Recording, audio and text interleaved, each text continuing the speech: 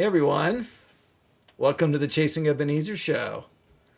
This is a show where some of us talk, play you some music, and encourage you to be creative, especially during a hard time like we're in right now. Yeah, there's this thing called the pandemic happening. Yeah.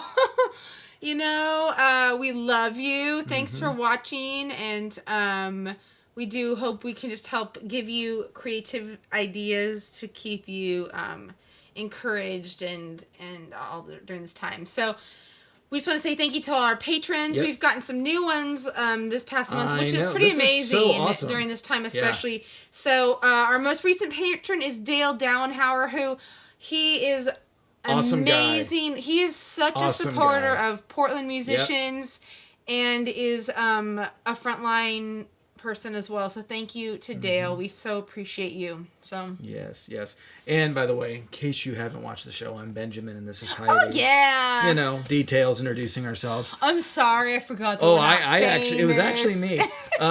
And so we want to dedicate this particular episode to Mr. Bob Howard of Artichoke Music. He kind of pitched the idea of us talking about poetry.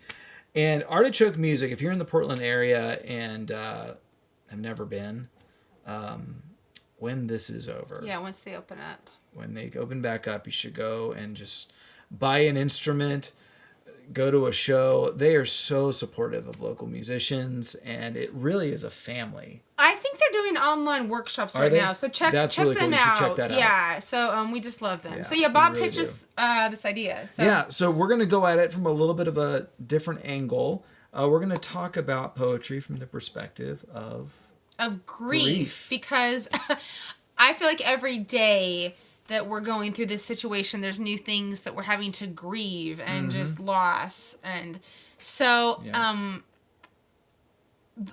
I love poetry, a lot of it, because it can paint an image of grief that you can't maybe say directly. Right. And it often then can also paint joy.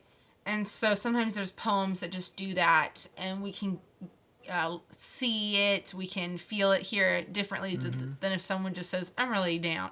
Yeah. And some of you might actually be, I don't know if you've noticed this, but as you've been in isolation or in quarantine or not able to go places, you've probably noticed you've had some bad feelings rise up in you.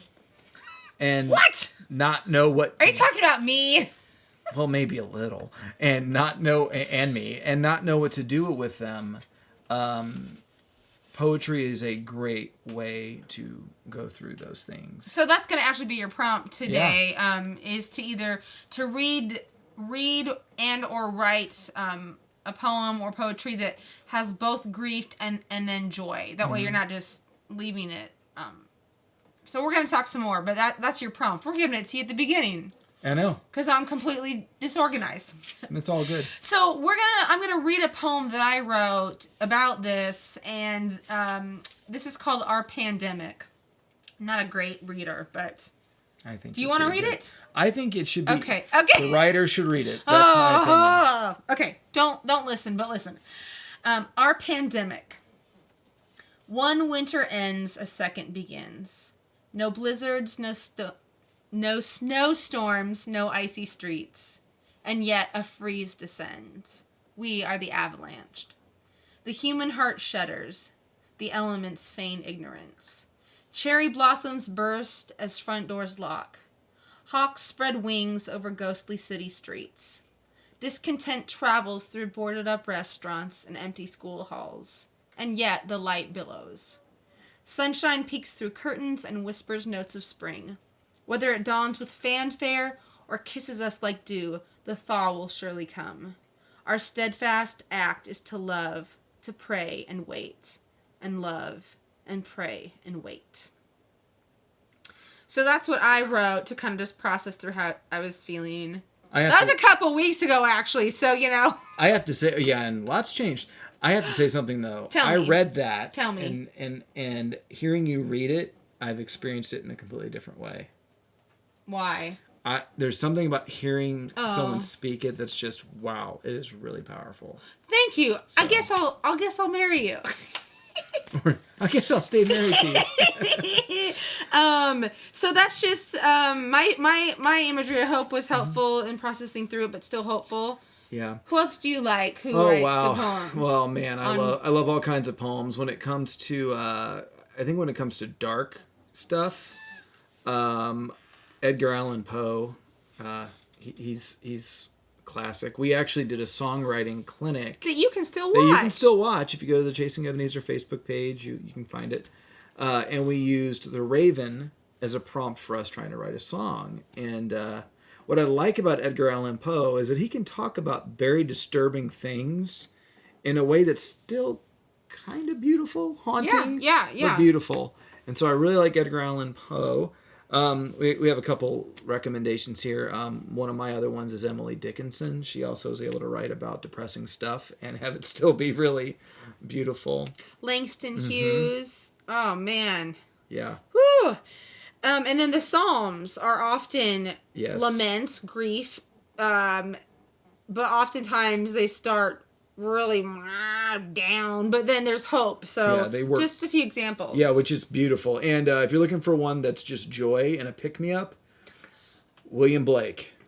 William Blake does a lot of those. So those are a few. Yeah. So that's just a new take on poetry, why we love it.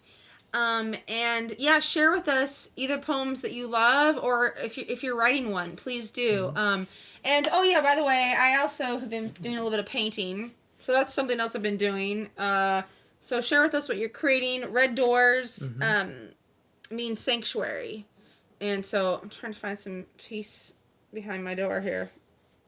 This door, the door out there, by painting a red door. So thanks to Carolyn, my friend, for kind of telling me what the red doors mean. And now we're going to do our song for you. Yeah. Did I forget? What did I forget? Yeah, tips for getting started on poetry. Oh, okay.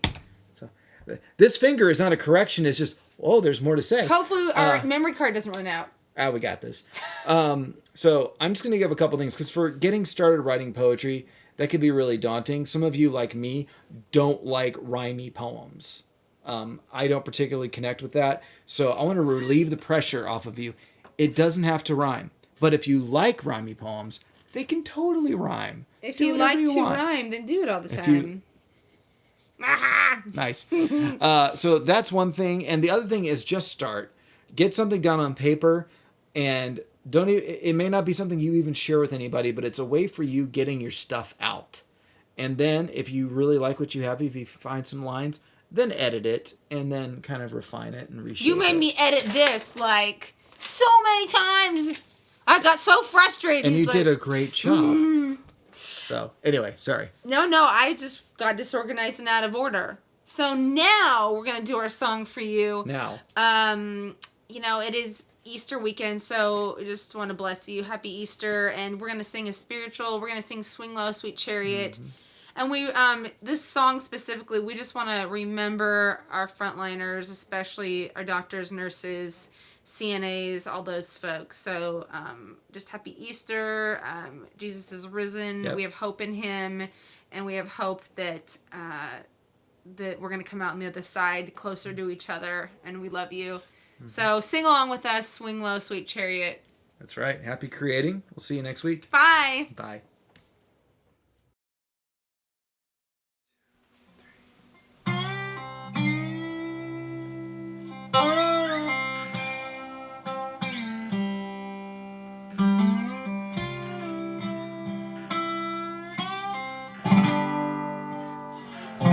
Swing low, sweet chariot, come forward to carry me home. Swing low, sweet chariot, come forward to carry me home. I looked over Jordan, and what did I see? Come from to carry me home. The band of angels, they're coming after me, coming from to carry me home. So swing low and sweet chariot, oh, coming from to carry me home. Swing low and sweet, oh sweet chariot, coming for to carry me home. If you get there before I do, oh, coming from to carry me home, won't you tell all my friends that I'm coming too, coming for to carry me home. Well, I'm sometimes up and sometimes down, oh, coming from to carry me home. But still my soul feels heavenly bound, oh, coming from to carry me home. So swing low and sweet chariot, oh, come from to carry me home. Swing low, sweet chariot, coming from to carry